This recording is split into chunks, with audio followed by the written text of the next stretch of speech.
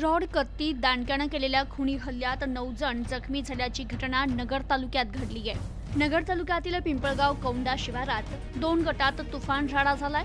2 गटात झालेल्या वादाचं रूपांतर हाणामारीत झालं आणि या हाणामारीत अजय गवळी, आशाबाई शिंदे, सागर गवळी, दत्तात्रय शिंदे, सुभाष गवळी, रामदास शिंदे, आदित्य शिंदे, अक्षय गवळी, संगीता गवळी आदी 9 जण जखमी झालेत। तर यातील जखमी अजय गवळी यांनी उपचारादरम्यान पोलिसांना दिलेल्या जबाबावरून 5 जणांविरोधात नगर तालुका पोलीस ठाण्यात खुनाचा प्रयत्न केल्याप्रकरणी गुन्हा दाखल करण्यात आलाय। किरण गवळी, अरुण गवळी, शिवाजी गवळी, वैभव गवळी, बायजाबाई गवळी अशी गुन्हा दाखल झालेल्यांची नावे आहेत। अजय गवळी आणि इतर त्यांच्या घरासमोर पिंपळगाव कौंडा येथे उभे असताना तिथे किरण गवळी आणि इतर आहे। त्यांच्या हातात लाकडी दांडके, लोखंडी रॉड, लोखंडी कत्ती, लोखंडी फुकणी, लाकडी फळी होती।